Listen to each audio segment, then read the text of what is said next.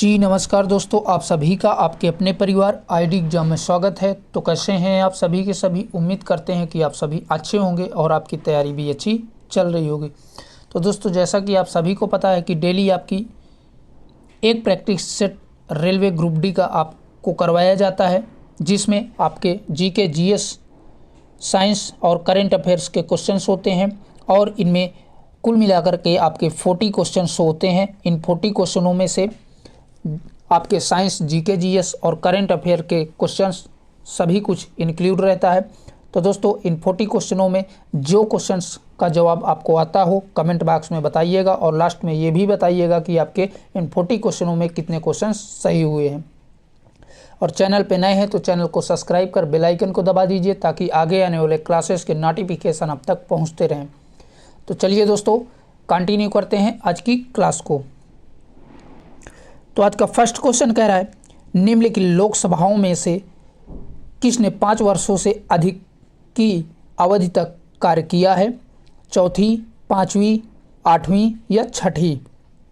तो इन सभी में आपका राइट आंसर बन जाएगा पांचवी, यही इसका सही जवाब हो जाएगा। और बता दें कि लोकसभा का अधिकतम कार्यकाल 5 वर्षों के लिए होता है, परंतु विशेष परिस्थितियों के कारण 1 वर्ष के लिए इसका जो है कार्यकाल बढ़ा दिया जाता है। भारत में 1976 में, कब भैया? भारत में 1976 के समय पे लोकसभा का कार्यकाल जो है बढ़ा दिया गया था और उस समय जो है 5वीं लोकसभा चल रही थी। तो ठीक है दोस्तों, 5वीं लोकसभा का अब तक में कार्यकाल बढ़ाया गया था। चलिए बढ़ते हैं नेक्स्ट क्वेश्चन की ओर। अगला जो क्वेश्चन है कह रहा है कि मंदिरों की उत्तरी शैली किस रूप से जानी जाती है? बेसर, नागर, द्रविड़ या इनमें से कोई नहीं? तो बताइए दोस्तों, इन सभी में आपका राइट आंसर कौन सा बनेगा? तो इन सभी में आपका राइट आंसर हो जाएगा, मंदिरों की उत्तरी शैली को नागर शैली के नाम से जाना जाता है। तो ऑप्शन नंबर बी आपका करेक्ट हो जाएगा। ठीक है, नेक्स्ट क्वेश्चन है, कह रहा है कि यूनिसेफ का मुख्यालय निम्नलिखित नगर में स्थित है। तो बताइए दोस्तों, यूनिसेफ का मुख्यालय कहाँ पर स्थित है? वाशिंगटन में, वियना में, जेनेवा में, न्यूयॉर्क में? तो इन सभी में आपका राइट आंसर बनेगा ऑप्शन नंबर डी करेक्ट हो जाएगा। न्यूयॉर्क में जो है यूनिसेफ का मुख्यालय स्थित है। तो ऑप्शन नंबर डी आपका करेक्ट हो जाएगा। ठीक है, अगला क्वेश्चन है, अर्थशास्त्र का जनक किसे कहा जाता है? तो बताइए दोस्तों, अर्थशास्त्र का जनक किसे कहा जाता है? कार्ल मार्क्स को, अल्फ्रेड मार्शल को, एडम स्मिथ को या मार्क्स मूलर को? तो राइट आंसर हो जाएगा एडम स्मिथ को अर्थशास्त्र का जनक कहा जाता है। तो ऑप्शन नंबर सी आपका अर्थात तीसरा करेक्ट हो जाएगा। ठीक है दोस्तों, आइए देख लेते हैं नेक्स्ट क्वेश्चन को।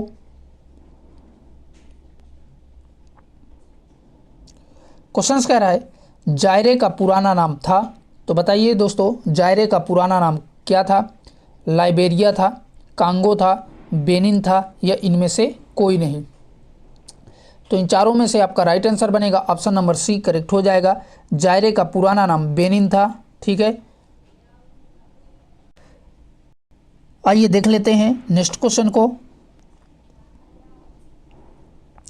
अगला जो क्वेश्चन है कह रहा है कि भारत की अलावण जल की सबसे बड़ी झील कौन सी है? तो बताइए दोस्तों, नैनीताल झील, डल झील, बुलर झील या भीमताल झील? तो इन सभी में राइट आंसर हो जाएगा बुलर झील। ऑप्शन नंबर सी करेक्ट हो जाएगा। और बता दें, यह जम्मू कश्मीर के बंदीपोरा ज़िले में स्थित है। कहाँ पर भैया? बंदीपोरा ज़िले पर जम्मू कश्मीर के स्थित है। तो याद रखिएगा, कभी कभी इसका स्थान भी पूछ लेता है। जम्मू कश्मीर के बंदीपोरा जो है जगह पर अर्थात ज़िले पर ये बुलर झील स्थित है।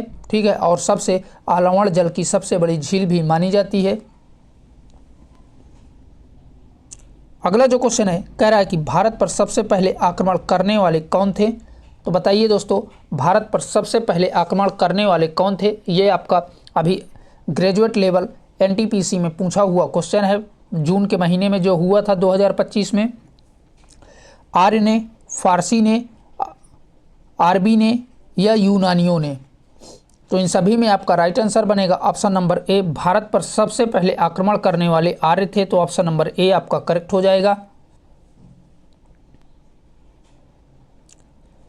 क्वेश्चन कह रहा है वर्ष 1917 किसके लिए जाना जाता है। मोस्ट इंपॉर्टेंट क्वेश्चन है दोस्तों, कई एग्जामों का पूछा हुआ ये क्वेश्चन है।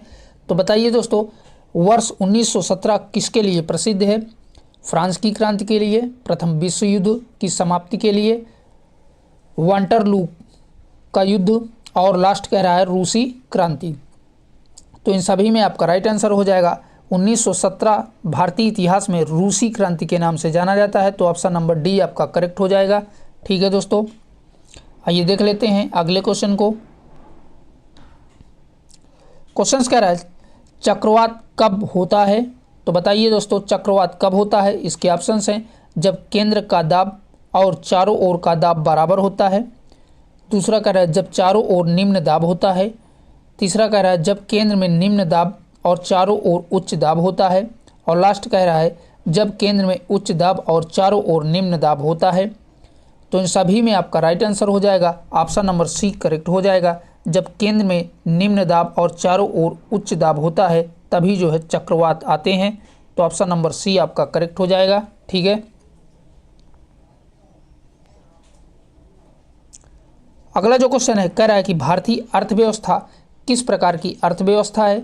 मिश्रित अर्थव्यवस्था है, पूंजीवादी अर्थव्यवस्था है, साम्यवादी अर्थव्यवस्था है, या केंद्रीकृत अर्थव्यवस्था है।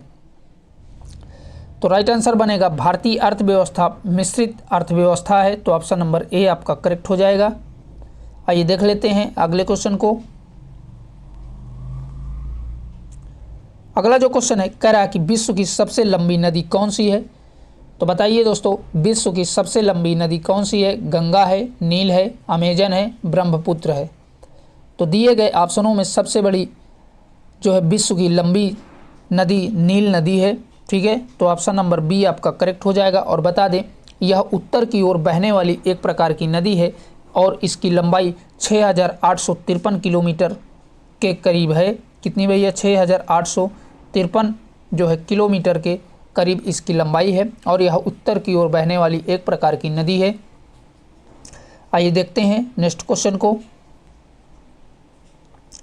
एक बार आप सभी लोग सेशन को शेयर कर दीजिए। नेक्स्ट कह रहा है वर्तमान भारत में रेलवे जोनों की संख्या कितनी है। तो बताइए दोस्तों, वर्तमान भारत में रेलवे जोनों की संख्या कितनी है। 15 है, 17 है, 19 है, 18 है। तो राइट आंसर हो जाएगा वर्तमान में भारत में जो है रेलवे जोनों की जो है संख्या 18 है। ठीक है, इसमें मेट्रो को शामिल नहीं किया गया है। ठीक है, याद रखिएगा, इसमें मेट्रो ट्रेनों का जोन जो है अलग है, तो ये केवल सिंपल वाला है। 18 जोन इस समय वर्तमान भारत में हैं रेलवे के। अगला जो क्वेश्चन कह रहा है कि निम्नलिखित में से कौन सा ईमेल में यूजीआई आधारित उपयोगकर्ता एजेंट का उदाहरण है। अच्छा क्वेश्चन है दोस्तों, क्या कह रहा है कि निम्नलिखित में से कौन सा ईमेल में यूजीआई आधारित उपयोगकर्ता एजेंट का उदाहरण है। एल्म है, मेल है, देवदार है, नेट स्केप है। तो इन सभी में आपका राइट आंसर बनेगा ऑप्शन नंबर डी करेक्ट हो जाएगा। नेट स्केप यही इसका सही जवाब हो जाएगा। ठीक है दोस्तों, चलिए देख लेते हैं अगले क्वेश्चन को। अगला जो क्वेश्चन है कह रहा है कि कोशिकाओं में तुरंत ऊर्जा उत्पन्न के लिए हमको क्या लेना चाहिए। तो बताइए दोस्तों, कोशिकाओं में तुरंत ऊर्जा प्राप्त करने के लिए हमें क्या लेना चाहिए। ग्लूकोज, सुक्रोज, विटामिन सी या प्रोटीन। तो कोशिकाओं में तुरंत ऊर्जा प्राप्त करने के लिए हमें ग्लूकोज लेना चाहिए, तो ऑप्शन नंबर ए आपका करेक्ट हो जाएगा, ग्लूकोज।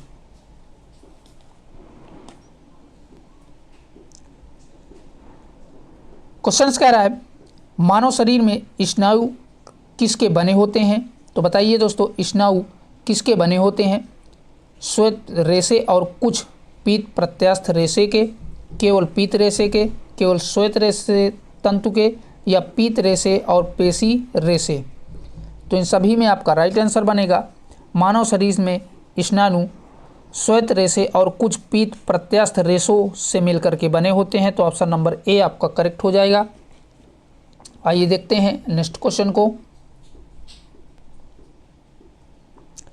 अगला जो क्वेश्चन है कह रहा है कि खेलो इंडिया विंटर गेम्स 2025 के दूसरे फेज का आयोजन कहाँ किया गया था। तो बताइए दोस्तों कहाँ पर किया गया था। खेलो इंडिया विंटर गेम्स 2025 के दूसरे फेज का आयोजन किस जगह पे किया गया है। मनाली में, शिमला में, ईटानगर में या गुलबर्ग में। तो इन सभी में आपका राइट आंसर बनेगा ऑप्शन नंबर डी करेक्ट हो जाएगा। गुलबर्ग में जो है इसका दूसरे फेज का आयोजन खेलो इंडिया विंटर गेम्स 2025 के किया गया है। ठीक है, याद रखिएगा, इंपॉर्टेंट क्वेश्चन है, आ सकता है दोस्तों क्योंकि करंट अफेयर का क्वेश्चन है। अगला जो क्वेश्चन है कह रहा है कि निम्नलिखित प्रकार के मलेरिया में से कौन सा प्राणनाशी मलेरिया है। तो ऑप्शंस कह रहा है पुनरावर्तन, दूसरा कह रहा है वाईवैक्स, तीसरा कह रहा है तृतीयक और लास्ट कह रहा है दुर्गम। तो इन सभी में आपका राइट आंसर बनेगा ऑप्शन नंबर डी करेक्ट हो जाएगा। दुर्दम यही जो है प्राणनाशी मलेरिया है। ठीक है, चलिए देख लेते हैं अगले क्वेश्चन को। अगला जो क्वेश्चन है कह रहा है कि कांग्रेस छोड़ने के बाद सुभाष चंद्र बोस ने फॉरवर्ड ब्लॉक का गठन कब किया है। 1939 में, 1943 में, 1938 में या 1940 में। तो बताइए दोस्तों सुभाष चंद्र बोस द्वारा फॉरवर्ड ब्लॉक की स्थापना कब की गई थी। तो इन सभी में आपका राइट आंसर बनेगा ऑप्शन नंबर एक करेक्ट हो जाएगा। 1939 में जो है सुभाष चंद्र बोस द्वारा फॉरवर्ड ब्लॉक की जो है गठन किया गया था।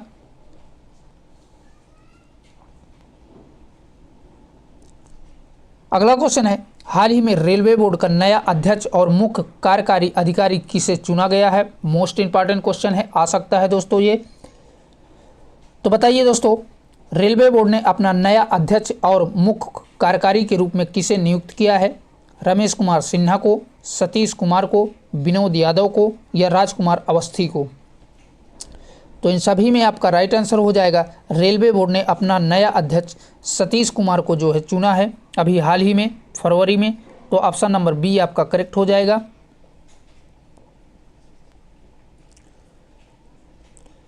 क्वेश्चन कह रहा है भारतीय संविधान के किस अनुच्छेद में पंचायतों की स्थापना का प्रावधान है। तो बताइए दोस्तों भारतीय संविधान के किस अनुच्छेद में पंचायतों का प्रावधान दिया गया है।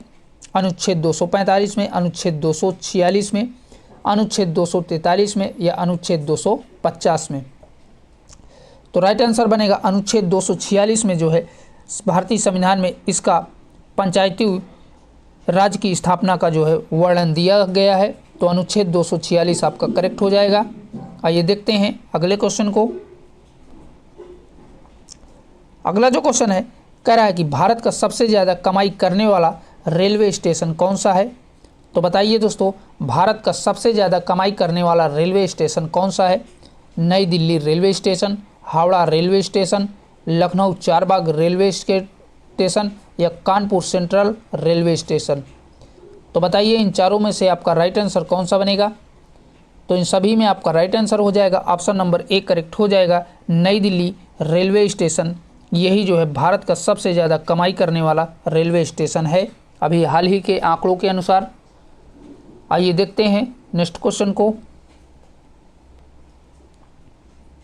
अगला जो क्वेश्चन है कह रहा है कि सोनोग्राफी में प्रयुक्त तरंगे होती हैं। तो बताइए दोस्तों सोनोग्राफी में कैसी प्रयुक्त तरंगे होती हैं। ध्वनि तरंगे होती हैं, सूक्ष्म तरंगे, अवरक्त तरंगे या पराश्रव्य तरंगे। तो राइट आंसर बनेगा आपका ऑप्शन नंबर डी करेक्ट हो जाएगा। पराश्रव्य तरंगे होती हैं सोनोग्राफी में। और बता दें सोनोग्राफी का उपयोग अल्ट्रासाउंड करने के लिए किया जाता है। ठीक है,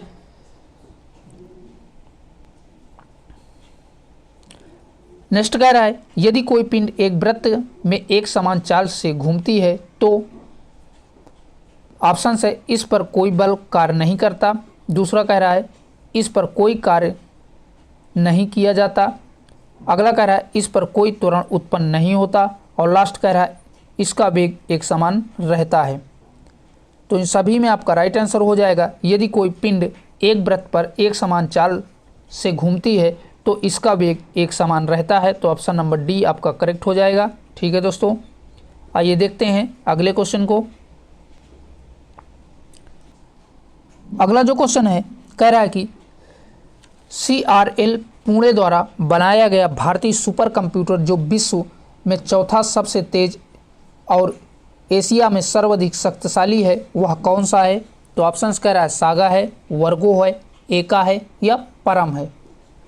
तो इन सभी में आपका राइट आंसर हो जाएगा CRL पुणे द्वारा बनाया गया जो कंप्यूटर था उसका नाम एका था। तो ऑप्शन नंबर सी आपका करेक्ट हो जाएगा। और बता दें एका को वर्ष 2007 में जो है पूरे विश्व में जो है सबसे तेज कंप्यूटर की श्रेणी में चौथा स्थान मिला था। ठीक है, तो याद रखिएगा कौन सा स्थान, चौथा स्थान इसको मिला था। कब? 2007 में विश्व के सबसे तेज कंप्यूटरों में। चलिए देखते हैं नेक्स्ट क्वेश्चन को। अगला क्वेश्चन है प्रयोगशाला में संश्लेषित किया गया पहला कार्बनिक यौगिक था। तो बताइए दोस्तों प्रयोगशाला में सबसे संश्लेषित पहला कार्बनिक यौगिक कौन सा था? यूरिया था, लैक्टिक एसिड था, ग्लूकोज था, यूरिक एसिड था।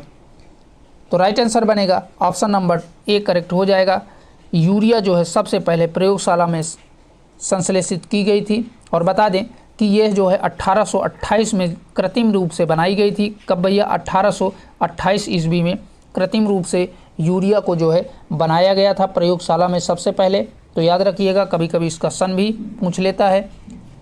आइए बढ़ते हैं अगले क्वेश्चन की ओर।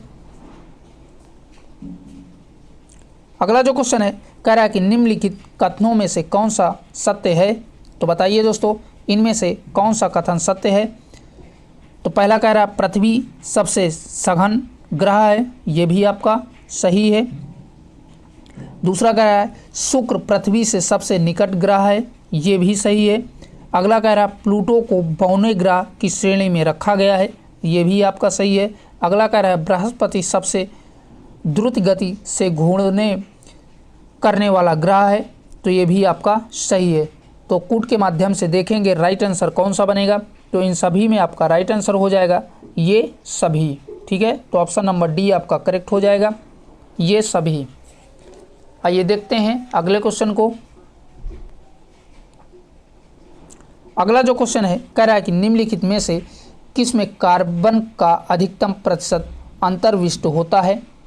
तो बताइए दोस्तों सबसे ज़्यादा कार्बन का अधिकतम प्रतिशत किस पे होता है? ढलवा लोहा में, जंग रोधी इस्पात में, उच्च वेग इस्पात में या पिटवा लोहा में? तो राइट आंसर हो जाएगा ढलवा लोहा में सबसे ज़्यादा कार्बन का अधिकतम प्रतिशत होता है। तो ऑप्शन नंबर ए आपका करेक्ट हो जाएगा। आइए देखते हैं अगले क्वेश्चन को। अगला जो क्वेश्चन है कह रहा है कि सूची फर्स्ट को सूची सेकंड से मिलान करें। तो बताइए दोस्तों सूची फर्स्ट का सूची सेकंड से आपको मिलान करना है। तो एक तरफ आपका सूची फर्स्ट में सम्राट दिए हुए हैं और सूची सेकंड में उनसे संबंधित मकबरा दिए गए हैं और साइड में आपको इसका कूट भी दिया गया है। तो पहला कह रहा है बाबर। तो बाबर की अगर बात करें तो बाबर का मकबरा जो है काबुल में स्थित है। ठीक है, तो ए का तीसरे से। अगला कह रहा है अकबर। तो अकबर का मकबरा जो है सिकंदरा में है। और अगला कह रहा है जहांगीर। तो जहांगीर का मकबरा जो है लाहौर में है। और लास्ट कह रहा है शाहजहां। तो शाहजहां का मकबरा जो है आगरा में स्थित है। तो इस प्रकार से दोस्तों इसका मिलान हो जाएगा। स्क्रीनशॉट लेना चाहते हैं तो ले सकते हैं। तो ए का तीसरे से। अब देखिए दोस्तों ए को तीसरे से, बी को चौथे से और सी को पहले से तथा डी को दूसरे से किस कूट में मिलाया है? तो यहाँ पर आप देख सकते हैं कि ऑप्शन नंबर सी आपका करेक्ट हो जाएगा, जिसमें जो है ए को तीसरे से, बी को चौथे से, सी को पहले से और डी को दूसरे से मिलान कराया है। ठीक है दोस्तों, तो चलिए दोस्तों बढ़ते हैं नेक्स्ट क्वेश्चन की ओर। अगला जो क्वेश्चन है कह रहा है कि नरेंद्र मोदी ए पॉलिटिकल बायोग्राफी नामक पुस्तक के लेखक कौन है? मोस्ट इम्पॉर्टेंट पुस्तक है दोस्तों। तो बताइए नरेंद्र मोदी ए पॉलिटिकल बायोग्राफी नामक पुस्तक के लेखक कौन है? एंटी मेरिनो है, डेविड इवरिन है या किसले एमिस हैं या जेफरी डेल हैं? तो इन सभी में आपका राइट आंसर बनेगा ऑप्शन नंबर ए करेक्ट हो जाएगा, एंडी मेरिनो, यही जो है नरेंद्र मोदी ए पॉलिटिकल बायोग्राफी नामक पुस्तक के लेखक हैं। ठीक है, तो ऑप्शन नंबर ए आपका करेक्ट हो जाएगा। आइए देखते हैं नेक्स्ट क्वेश्चन को। अगला जो क्वेश्चन है कह रहा है कि आबादी घनत्व के अनुसार राज्यों की श्रेणी है। तो बताइए दोस्तों, इनमें से आबादी श्रेणी के अनुसार आपको इनको व्यवस्थित करना है। तो पहले नंबर पे आपका बिहार है, ठीक है, फिर दूसरे नंबर पे आपका पश्चिम बंगाल है, और तीसरे नंबर पे आपका केरल है, फिर इसके बाद चौथे नंबर पे उत्तर प्रदेश है। ठीक है, तो इस प्रकार से इसका जो है हो जाएगा। तो देखते हैं कूट के माध्यम से पहले नंबर पे कौन है।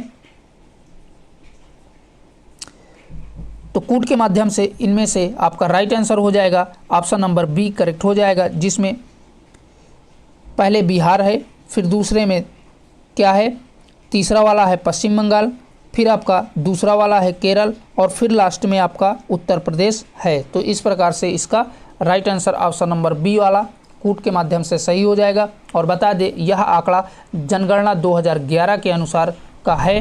ठीक है, आइए देखते हैं अगले क्वेश्चन को। अगला जो क्वेश्चन है कह रहा है कि राष्ट्रीय पैरा एथलेटिक्स चैंपियन 2025 का लोगो कहाँ लॉन्च किया गया। बताइए दोस्तों, अंतर्राष्ट्रीय पैरा एथलेटिक्स चैंपियनशिप 2025 का लोगो कहाँ पर लॉन्च किया गया था। नई दिल्ली में, अहमदाबाद में, कोलकाता में, चेन्नई में। तो इन सभी में आपका राइट आंसर बनेगा ऑप्शन नंबर डी करेक्ट हो जाएगा। चेन्नई में जो है इसका लोगो लॉन्च किया गया था, तो ऑप्शन नंबर डी आपका करेक्ट हो जाएगा। ठीक है दोस्तों,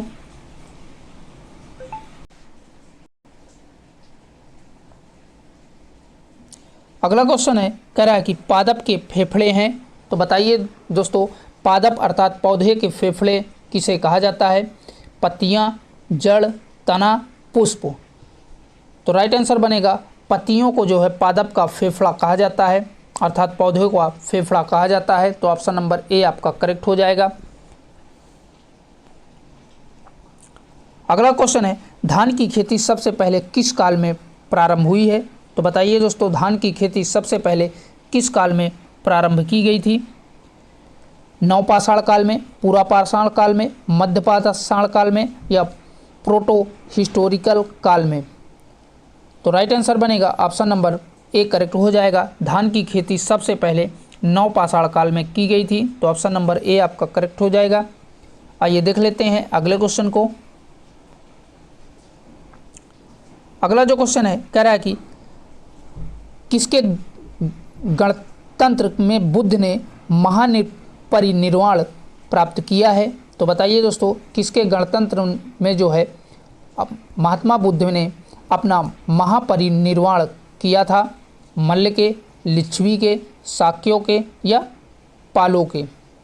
तो राइट आंसर हो जाएगा ऑप्शन नंबर ए करेक्ट हो जाएगा, मल्ल के, यही इसका सही जवाब हो जाएगा। और बता दें कुशीनारायण में 80 वर्ष की अवस्था में जो है 483 ईस्वी में, कब भैया, कुशीनारा में 80 वर्ष की आयु में 483 ईस्वी में बुद्ध में ने जो है अपना महापरिनिर्वाण किया था। उस समय जो है कुशीनगर में मल्लों का शासक था। तो राइट आंसर इसीलिए आपका option number A Malla correct हो जाएगा। ठीक है, कुशीनगर में उस समय किसका शासन था, मल्लों का शासन था। ठीक है, और ये जो है घटना कब की है, 483 ईस्वी की है, ईसा पूर्व की। चलिए देखते हैं नेक्स्ट क्वेश्चन को। अगला जो क्वेश्चन है कह रहा है कि अंतर्राष्ट्रीय साक्षरता दिवस प्रतिवर्ष निम्नलिखित में से किस दिन मनाया जाता है। तो बताइए दोस्तों, किस दिन मनाया जाता है। तो ऑप्शंस कह रहा है 8 सितंबर को, 18 सितंबर को, और 28 मार्च को, लास्ट कह रहा है 18 मार्च को। तो इन सभी में आपका राइट आंसर हो जाएगा ऑप्शन नंबर ए करेक्ट हो जाएगा। 8 सितंबर को प्रतिवर्ष साक्षरता दिवस के रूप में मनाया जाता है। और बता दें यूनेस्को द्वारा इसकी घोषणा की गई थी कि प्रतिवर्ष 8 सितंबर को जो है विश्व साक्षरता दिवस मनाया जाएगा। ठीक है, और इसको जो है पहली बार 1966 में मनाया गया था। पहली बार कब मनाया गया था भैया, 1966 में इसको पहली बार मनाया गया था। तो याद रखिएगा आइए देख लेते हैं अगले क्वेश्चन को। अगला जो क्वेश्चन है कह रहा है कि खबरों में रही अपार आईडी किस पहल का हिस्सा है। तो बताइए दोस्तों, अभी हाल ही में जो सभी स्कूलों में बच्चों की अपार आईडी बनाई जाती थी वो किसका हिस्सा है। One nation one student ID, दूसरा कह रहा है नेशनल डिजिटल यूनिवर्सिटी, तीसरा कह रहा है डिजिटल इंडिया मिशन और लास्ट कह रहा है one nation one health card. तो राइट आंसर बनेगा ऑप्शन नंबर ए करेक्ट हो जाएगा। One nation one student ID के रूप में जो है ये अपार आईडी बनवाई गई थी। ठीक है,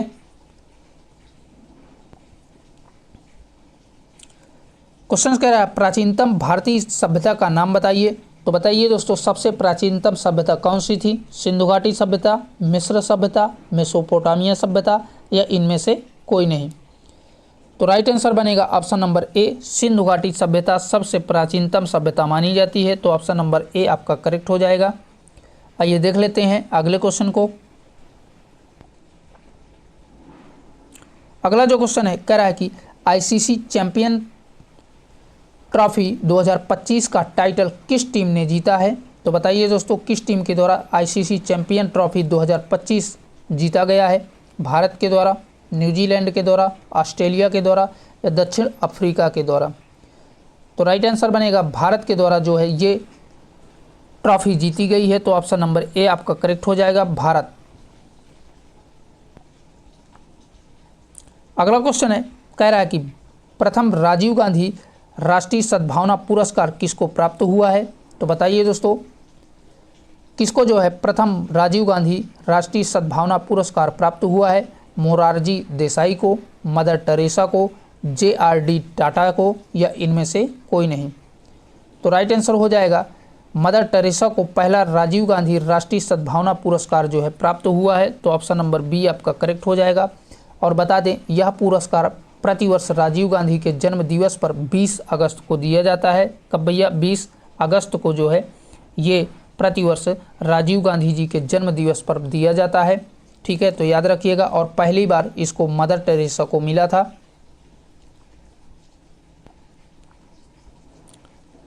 अगला जो क्वेश्चन है कह रहा है कि निम्नलिखित में से किस मुगल शासक को निर्माताओं अर्थात भवनों का राजकुमार कहा जाता है। अकबर को, बाबर को, शाहजहां को या जहांगीर को। तो राइट आंसर हो जाएगा शाहजहां को निर्माताओं अर्थात भवनों का राजकुमार कहा जाता है। तो ऑप्शन नंबर सी आपका करेक्ट हो जाएगा। ठीक है दोस्तों, तो दोस्तों आज के लिए इतना ही। यहीं तक आपके 40 क्वेश्चन थे जो कि हमने आपके साथ डिस्कस किया। और सेशन को लाइक और शेयर कर दीजिए और अपने दोस्तों में शेयर कर दीजिए। और भैया, अभी तक आप लोगों ने चैनल को सब्सक्राइब नहीं किया है तो प्लीज़ उसे भी आप सभी सब्सक्राइब कर लीजिए। फिर मिलेंगे एक नए प्रैक्टिस सेट के साथ। तब तक के लिए बाय बाय, टेक केयर, जय हिंद।